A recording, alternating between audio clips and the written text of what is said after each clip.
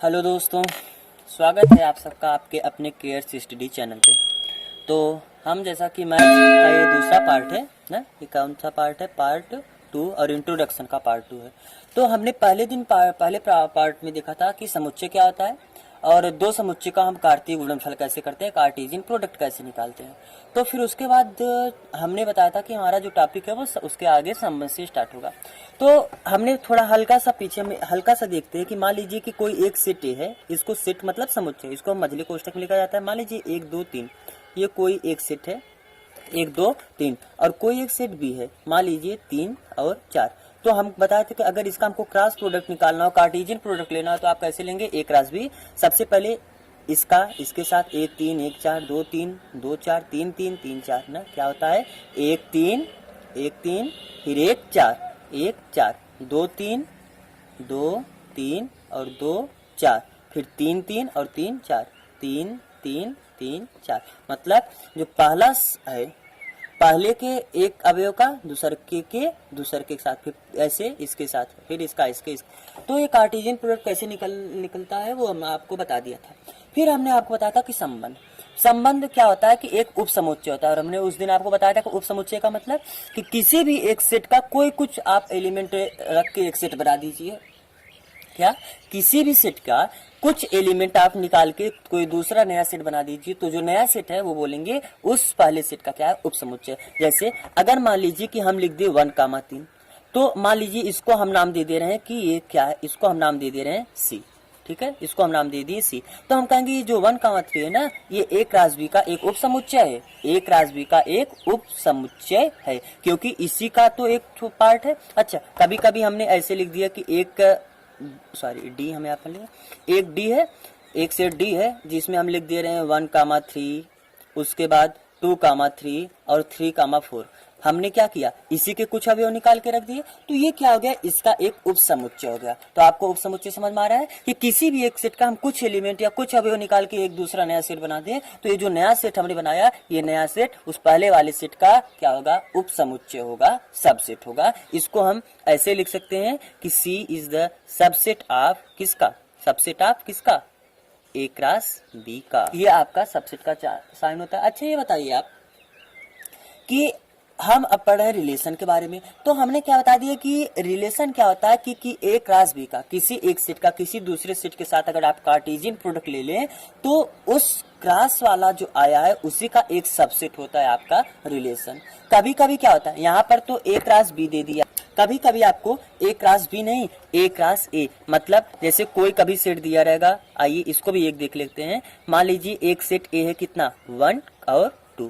तो आपको अगर ए क्रॉस ए चाहिए, इसका मतलब ए का ए के साथ कार्टेशियन प्रोडक्ट, तो इसका मतलब ए का ए के ही साथ आपको क्या लेना है? Cartesian product. तो ये कितने के बराबर आएगा? एक ले लीजिए, फिर 1 2 लीजिए, फिर 2 1 लीजिए, फिर 2 2 लीजिए। तो ये क्या हो गया?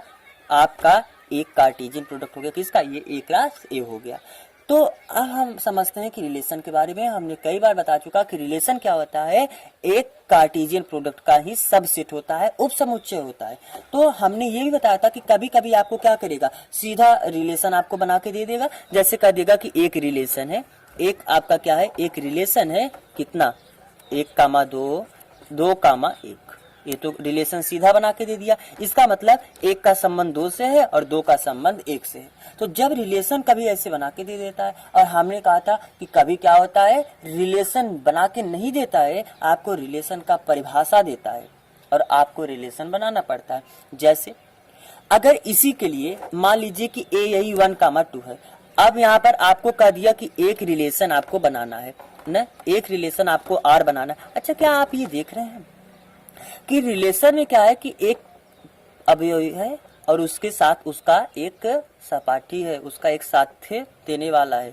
तो ये जो इसको हम क्या कहते हैं कि ये जो 2 है, ये एक का क्या है? प्रतिबिंब है ना, इसका प्रतिबिंब ये है, 2 का प्रतिबिंब 1 है। ये सब आपको 11th में मिलेगा, लेकिन हम थोड़ा सा बता दे रहे हैं कि 1 का प्रतिबिंब 2 है, 2 का प्रतिबिंब यहाँ पर क्या है 1 है, यहाँ पर 1 का प्रतिबिंब 1 है, 1 का प्रतिबिंब 2 है, 2 का प्रतिबिंब 1 है, 2 का प्रतिबिंब 2 है।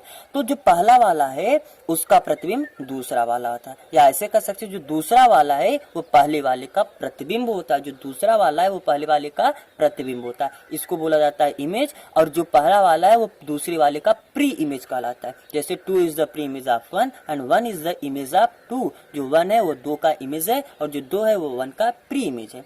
तो अब आइए हम समझते हैं, ये इमेज प्री इमेज आपको समझ में आ गया। तो ये बताइए, जैसे मान लीजिए हम रिलेशन आपको एक बनाया नहीं, रिलेशन कभी बना के देता है, और हमने कहा कि कभी रिलेशन का आपको परिभाषा दिया रहेगा। तो रिलेशन का जब भी परिभाषा दिएगा तो आपको परिभाषा किस तरीके से देता है ये आपको दिया रहेगा। ये आपको हम जो लिख रहे हैं आपको अपने मन से लिखने की जरूरत नहीं है, ये आपको सवाल में ही लिख के दिया रहेगा कि एक्स वाई मतलब कि जो रिलेशन होगा ऐसे उसमें जो भी अवयव आएंगे उसमें एक का दूसरे के साथ पेयर होगा, एक का इमेज भी होगा। एक्स वाई का मतलब जैसे यहाँ पर देखिए ये एक्स हो गया ये वाई हो गया, ये एक्स हो गया ये वाई हो गया, तो ऐसे ऐसे पेयर्स होंगे ना, इसका मतलब पेयर्स होंगे। और यहाँ पर आपको इस एक्स वाई के बारे में बताया होगा कि एक्स वाई इवन है, आड है, सम है, विषम है, क्या नहीं है। या कभी कभी ऐसे बता देगा, मान लीजिए कि जैसे बता दिया कि जो एक्स है वो क्या होना चाहिए, सम होना चाहिए, और जो वाई है वो क्या होना चाहिए, वो विषम होना चाहिए। और वहां पर इतना भी नहीं, साथ साथ में ऐसे बना एवरीवेयर, ये एक साइन है एवरीवेयर, फॉर एवरीवेयर कि एवरीवेयर का मतलब या वेयर मतलब जहां एक्स वाई के बारे में देगा कि एक्स और जो वाई है ये दोनों बिलोंग करना चाहिए। बिलोंग मतलब शामिल हो या हो, किसमें, सेट ए में। इसका मतलब कि ये जो हम एक्स वाई यहाँ पर लिखेंगे, आप अभी हम जो अपना रिलेशन बनाएंगे और रिलेशन में हम अवयव लिखेंगे, ये जो अवयव लिखेंगे उसको हम एक्स वाई नाम दे रहे हैं। अरे भैया जो अवयव हम लिख रहे हैं उसी को तो हम एक्स वाई नाम दे रहे हैं। और ये जो अवयव है एक्स वाई ये कहाँ से होना चाहिए, आपके सेट ए में से होना चाहिए। ये मतलब एक या दो में से ही होना चाहिए। आपका ये तो है सेट ए, इसी सेट में से हमारा ये अवयव होना चाहिए, और यक्स सम होना चाहिए और वाई भी सम होना चाहिए। तो ये बताइए यक्स क्या है, पहला अवयव, इसका मतलब हम क्या लेंगे, इस ए में से लेंगे, तो ए में से पहला अवयव। लेकिन यक्स के बारे में बता दिए कि यक्स हमेशा क्या होगा, सम होगा। तो क्या यहाँ पर आप एक ले सकते हैं, नहीं ले सकते, मतलब आपको क्या लेना पड़ेगा, आपको दो लेना पड़ेगा। अच्छा वाई आपको क्या होना चाहिए, विषम होना चाहिए। इसका मतलब ये बताइए क्या यहाँ पर जो वाई है, वाई की जगह आप दो लिख सकते हैं, नहीं, क्योंकि ये दो विषम नहीं हो, तब तो दो सम हो जाएगा ना, आपको विषम चाहिए। इसका मतलब 2,1 आपका क्या हो गया, एक संबंध हो गया। तो ये संबंध हो गया। तो कभी आपको संबंध का परिभाषा इस तरीके से दिया रहेगा, कभी आपको ये संबंध दिया रहेगा। जैसे हम आइए एक और एग्जाम्पल लेते हैं, बस एक मिनट आप देखिए, हम एक एग्जाम्पल देखिए। जैसे आपको एक सेट ए दे दिया, एक सेट बी दे दिया है, और आपको एक रिलेशन आर बनाना इस प्रकार से कि एक्स वाई, जहाँ एक्स हमेशा जो हो वाई से बड़ा हो, और फॉर एवरीवेयर मतलब जहाँ एक्स आपका ए से होना चाहिए और वाई आपका बी से होना चाहिए, इस सेट। और ये तो हम जानते हैं कि आपका इसमें जो पहला एलिमेंट होता है, जब हम एक रास बी निकालेंगे तो ए से ये वाला आता है और बी से ये वाला आता है। कभी कभी एक रास ए दे दिया, मतलब ये भी ए से होना चाहिए और ये भी ए से ही होता है। तो लेकिन यहाँ पर अलग अलग सेट दिया, तो आइए हम देखते हैं। तो जब आप रिलेशन बनाएंगे, तो हमने कहा कि रिलेशन कहाँ से कहाँ होता है, ये जो हम क्रॉस निकालते हैं, क्रॉस कैसे निकालते हैं, एक का एक के साथ पेयर, एक का दो के साथ, फिर एक का तीन के साथ, फिर ये दो का एक के साथ, दो का दो के साथ, फिर दो का तीन के साथ, फिर तीन का एक के साथ, फिर तीन का दो के साथ, फिर तीन का ऐसे ऐसे हम निकालते हैं। तो हम बार बार अब एक क्रॉस बी नहीं लिखेंगे, अब हम सीधा देख लेते हैं कि इसमें क्या कह रहा है कि जो आपका वो यक्स है वो हमेशा वाई से बड़ा होना चाहिए। जब आप रिलेशन बनाएंगे तो बस इस बात का आपको ध्यान रखना होगा कि जो आप पहला वो एलिमेंट होगा वो दूसरे एलिमेंट से हमेशा बड़ा होगा।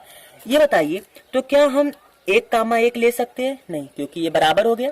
क्या हम 1,2 ले सकते हैं, नहीं, क्योंकि जो आपका अगर आप 1,2 ले लेंगे तो एक क्या होगा, दो से क्या बड़ा हुआ, नहीं, जबकि पहला एलिमेंट का दिया कि दूसरे से बड़ा होना चाहिए। इसका मतलब हम ये भी नहीं। क्या हम 1,3 ले सकते हैं, नहीं ले सकते, क्योंकि इसमें भी क्या होगा, 1 और 3 क्या हो जाएगा, एक कामा जब 3 आप लेंगे तो एक छोटा हो जाएगा 3 से, इसका मतलब हम ये नहीं ले, एक का हम किसी के साथ पेयर नहीं ले पा रहे। आइए 2 का देखिए, क्या 2 को हम 1 के साथ लिख सकते हैं? यस, हम 2 को 1 के साथ लिख सकते हैं। यहाँ पर देखिए ये जो यक्स हुआ आपका y से क्या हुआ, बड़ा हुआ। अच्छा, क्या अब हम 2 कामा 2 लिख सकते हैं? नहीं लिख सकते, क्योंकि दोनों बराबर हो जाएगा। क्या हम 2 कामा 3 लिख सकते हैं? 2 कामा 3 नहीं लिख सकते, क्योंकि ये आपका जो 2 है ये 3 से छोटा हो जाएगा, जबकि ये जो पहले वाला एलिमेंट होगा यक्स वो हमेशा दूसरे से क्या होगा, बड़ा होगा। ये भी हम लिख सकते हैं। अब आइए 3 पे चलिए, क्या हम 3 कामा 1 लिख सकते हैं? यस, 3 कामा 1 हम लिख सकते हैं। क्यों? क्योंकि हमारा ये 3 कामा 1 है, ये 3 जो है 1 से बड़ा है, यक्स हमारा y से बड़ा है। अच्छा, 3 कामा 2, यस हम लिख सकते हैं। क्या 3 कामा 3 लिख सकते हैं आप? नहीं, क्योंकि 3 और 3 जब आप 3 कामा 3 लिखेंगे तो दोनों क्या हो जाएगा, बराबर। अब आइए 4 कामा 1, यस लिख सकते हैं। 4 कामा 2 लिख सकते हैं। 4 कामा 3 लिख सकते हैं। क्यों? देखिए इससे बड़ा है, 4 2 से बड़ा है, 4 3 से बड़ा है। अब ऐसे हम 5 कामा 1 भी लिख सकते हैं, 5 कामा 2 भी लिख सकते हैं, 5 कामा 3 भी लिख सकते हैं, फिर 6 कामा 1 भी लिख सकते हैं, 6 कामा 2 भी लिख सकते हैं, 6 कामा 3 भी लिख सकते हैं। क्यों? क्योंकि अभी यहाँ पर मझला कोष्टक आप लगा दीजिएगा। अच्छा, क्यों हमें ऐसा सब? क्योंकि यहाँ पर देख रहे हैं जितने भी हम यहाँ पर हमारे रिलेशन बनाए हैं, रिलेशन में जितने भी एलिमेंट्स हम अपने डाले हैं उसमें हमारा जो यक्स है वो हमारा y से बड़ा है, मतलब पहला एलिमेंट दूसरे एलिमेंट से बड़ा है, क्योंकि हमारा रिलेशन का तो यही परिभाषा था। तो कभी कभी आपको ऐसे रिलेशन का परिभाषा दिया रहेगा और आपको रिलेशन बनाना पड़ेगा। तो हम रिलेशन का परिभाषा जब आप प्रश्नावली करेंगे तो उसमें पूरा बहुत सारे जो सवाल दिए हैं उसमें सब में ऐसे अक्सर में रिलेशन का परिभाषा दिया है, तो हमको रिलेशन बनाना पड़ेगा। तो ये रिलेशन के परिभाषा से हम रिलेशन कैसे बनाते हैं वो हम उसमें भी देखेंगे, क्योंकि कुछ लोग ऐसे होंगे जो 11th में नहीं पढ़े हैं तो उनको ज्यादा दिक्कत नहीं होगा। अब आइए हम देखते हैं अपना रिलेशन के टाइप ना, संबंध के प्रकार। तो जैसा कि हमने बताया कि हमारा ये जो क्लास 12th है इसमें 3 प्रकार का संबंध दिया गया है, जो संबंध, और हमने कुछ टाइप के संबंध कक्षा 11 में भी पढ़ चुके हैं। कौन कौन से? जैसे तत्समक संबंध, शून्य रिक्त संबंध, ऐसे ऐसे संबंध हमने कुछ संबंध पढ़े हैं कि नहीं। तो अब आइए इसमें हम देखते हैं अपना जो टॉपिक है। पहला है स्वतुल्य, दूसरा है सममित, स्वतुल्य, सममित, और तीसरा जो है संक्रामक ना। स्वतुल्य संबंध, सममित संबंध, संक्रामक संबंध। स्वतुल्य, थोड़ा पहले हम इसके बारे में हल्का हल्का तीनों के बारे में एक साथ ही देख लेते हैं, फिर उसके बाद हम एग्जाम्पल लेके अलग अलग तीनों के बारे में डिटेल से देखेंगे ना। स्वतुल्य संबंध में क्या होता है? स्वतुल्य, खुद के बराबर, स्व माने खुद, तुल्य माने समान, जैसे कहते हैं ना कि ये इनके तुल्य मतलब बराबर, मतलब खुद का संबंध खुद के बराबर होना चाहिए, खुद का संबंध खुद से होना चाहिए। जैसे हमारे जो सेट ए है, जैसे हमारा ये सेट ए है ना, तो इसमें जितने भी अवयव हैं हर एक का संबंध अगर खुद से होगा, जैसे अभी हम आपको ये एग्जाम्पल लेके बताएंगे, पहले वैसे समझ लीजिए। स्वतुल्य का मतलब क्या होता है कि हर एक सेट का अवयव, एक सेट में जितने भी अवयव हैं उसमें हर एक अवयव का खुद से संबंध होना चाहिए। सममित का मतलब क्या है? तो अगर हमारे रिलेशन में एक अवयव का संबंध दूसरे से है, मतलब ए बी अगर हमारे रिलेशन में, इसका मतलब ए का संबंध बी से है, तो हमारे रिलेशन में बी ए भी होना चाहिए, मतलब दूसरे का संबंध पहले से भी होना चाहिए। अरे भैया, अगर एक आदमी का संबंध दूसरे से है तो क्या दूसरे का आदमी का संबंध पहले से नहीं होगा? होगा ना। अगर एक राम का संबंध श्याम से है तो श्याम का संबंध राम से ही होगा कि होगा कि नहीं होगा? जरूर होगा। तो वही अगर एक का संबंध दूसरे से है तो दूसरे का संबंध पहले से भी होना चाहिए। अगर ये हुआ तो सममित संबंध हो गया। संक्रामक में 3 व्यक्ति आ जाएंगे, 3 लोग आ जाएंगे, 3 अवयव आ जाएंगे। जैसे मान लीजिए कि ए बी सी 3 अवयव हैं, और इसमें इस प्रकार से है कि ए बी भी हमारे रिलेशन में है, हमारे संबंध में है, बी सी भी हमारे रिलेशन में है। इसका मतलब ए का संबंध बी से है और बी का संबंध सी से है, तो ए का संबंध सी से भी, मतलब ए कामा सी भी हमारे रिलेशन में होना चाहिए ना। अगर एक का संबंध दूसरे से है और दूसरे का संबंध तीसरे से है तो पहले का संबंध तीसरे से भी होना चाहिए, पहले का संबंध तीसरे से भी हमारे होना चाहिए। अगर ऐसा नहीं है तो हमारा संक्रामक नहीं है। अच्छा, अगर कोई एक संबंध स्वतुल्य भी हो, सममित भी हो, संक्रामक भी हो तो हम कहेंगे वो तुल्यता संबंध है। वो हमारा संबंध कैसा संबंध है? तुल्यता संबंध दर्शा रहा है। तो अब आइए हम एक एक करके सब के बारे में डिटेल से देखते हैं ना। जैसे मान लीजिए कि एक सेट ए है, एक सेट ए है, 1 2 3, ठीक है, और हमारा रिलेशन आर दे दिया है। अभी हम बताएंगे कि जब परिभाषा दिया रहेगा तो हम कैसे निकाल के तब देखेंगे। मान लीजिए कि कभी ऐसे दे दिया है 1,1, 2,2, 3,3।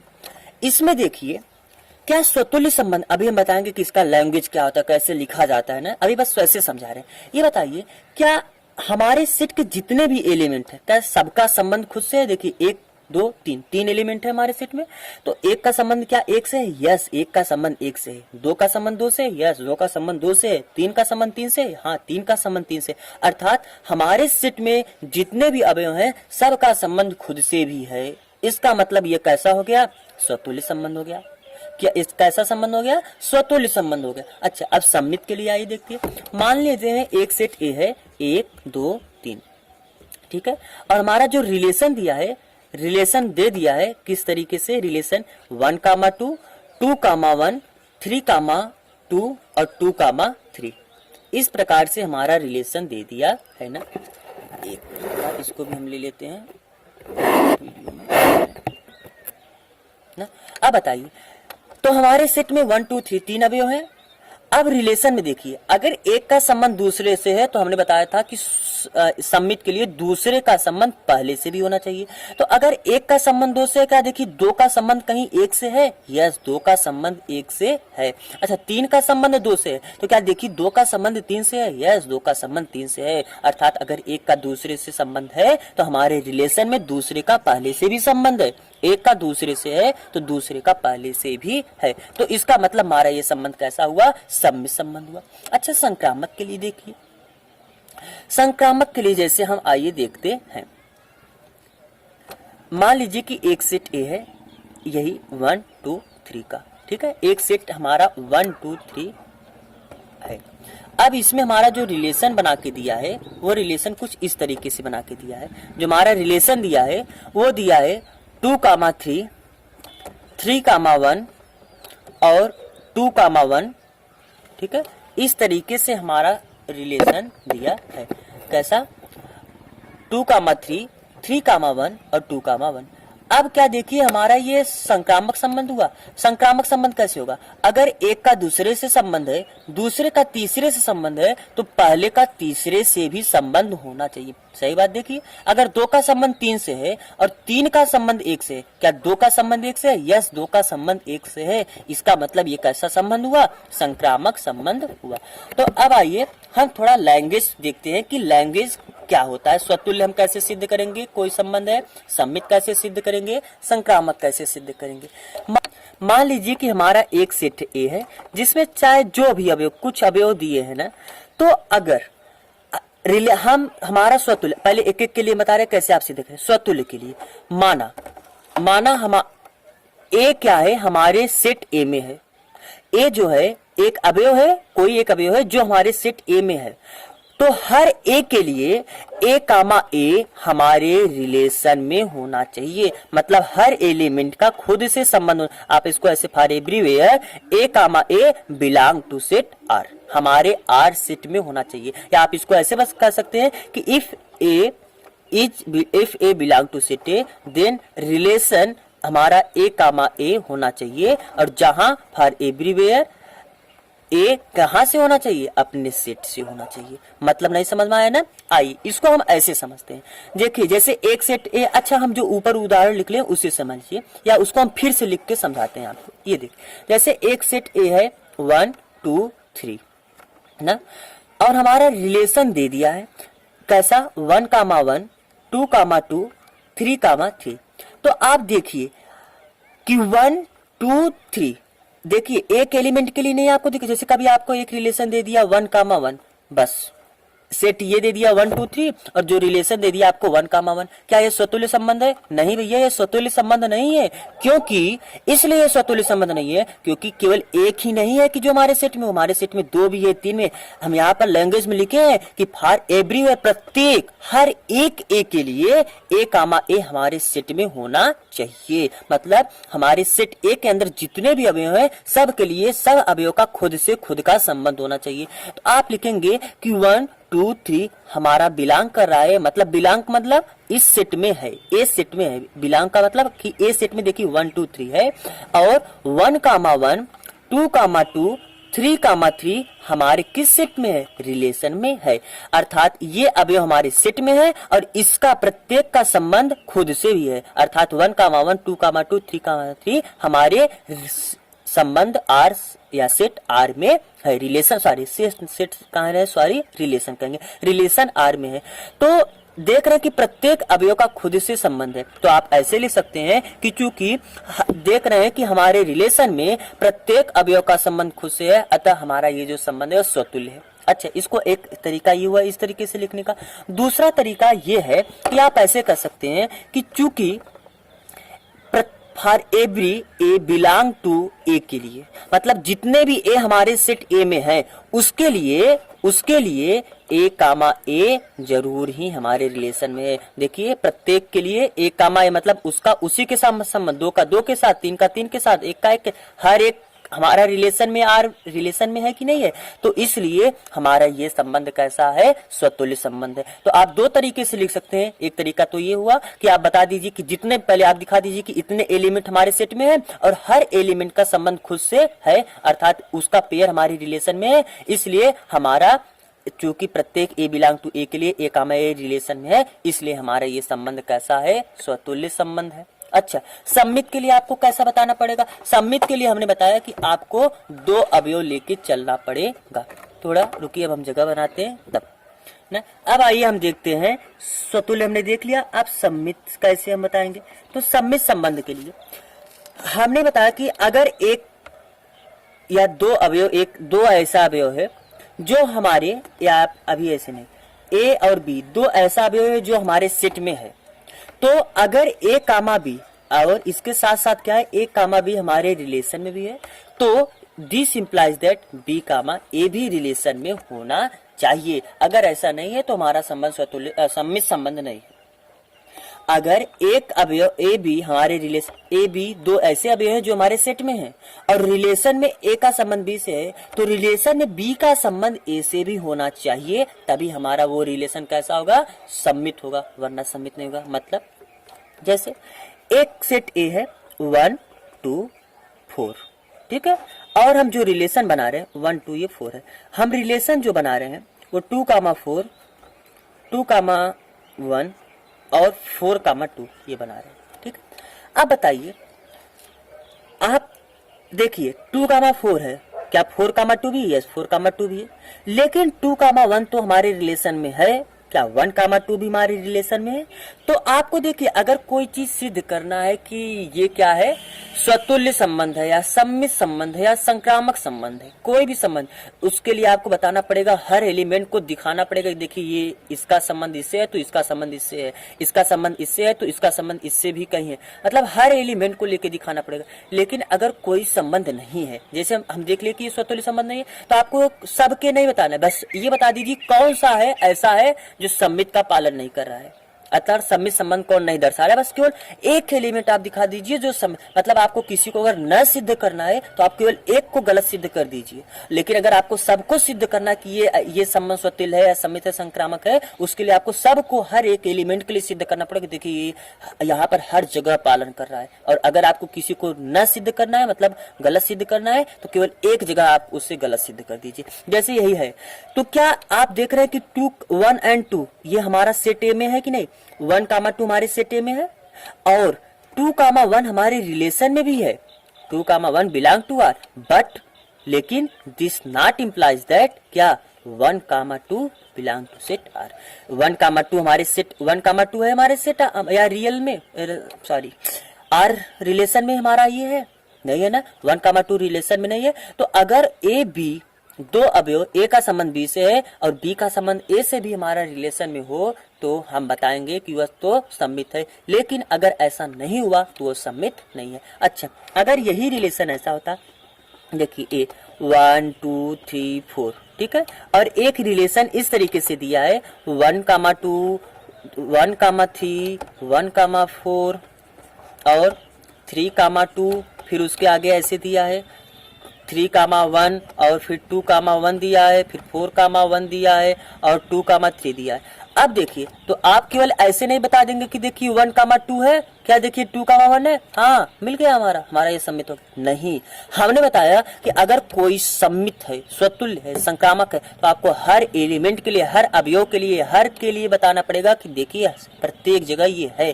जैसे 1 2 3 4, 1 2 3 4 आपका एक, थोड़ा हम इसको ऊपर कर लेते हैं, 1 2 3 4 ये कहाँ पर है, आपका सेट ए में है कि नहीं है? हाँ, हमारे सेट ए में है। अच्छा, फिर आप बताइए कि 1,2 हमारे रिलेशन में है, दिस इंप्लाइज दैट 2,1 भी हमारे रिलेशन में है?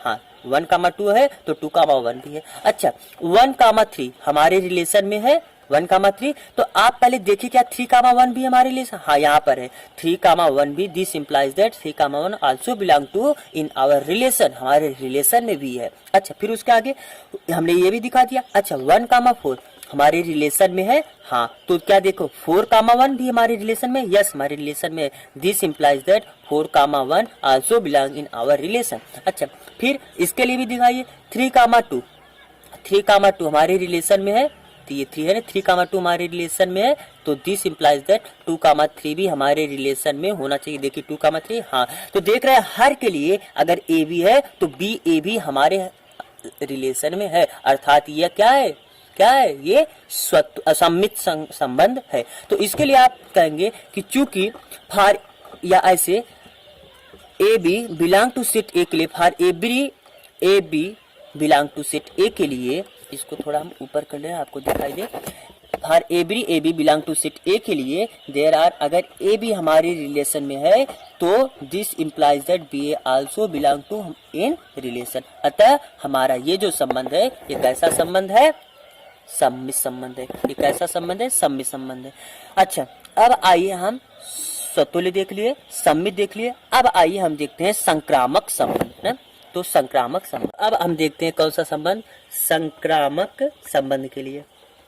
तो संक्रामक संबंध के लिए हमने आपको क्या बताया था कि अगर 3 ऐसे अवयव, मान लीजिए ए बी सी 3 अवयव है कि जो कि हमारे सेट ए में है, सेट ए कहीं बी सी कुछ भी सेट दे सकता है ना, तीनों ऐसे अवयव है जो हमारे सेट में है, और अगर एक का संबंध दूसरे में है, मतलब ए कामा बी हमारे रेस, या एक ही साथ ऐसे लिख दिए, ए कामा बी तथा बी कामा सी, मतलब एक का दूसरे के साथ संबंध और दूसरे का तीसरे के साथ संबंध, अगर ये दोनों हमारे रिलेशन में है तो अर्थात पहले का संबंध दूसरे से और दूसरे का संबंध तीसरे से, तो पहले का संबंध तीसरे से अर्थात ए कामा सी भी, this implies that a comma c R में भी होना चाहिए, अर्थात पहले का संबंध भी तीसरे से होना चाहिए, तब हम कहेंगे संक्रामक संबंध।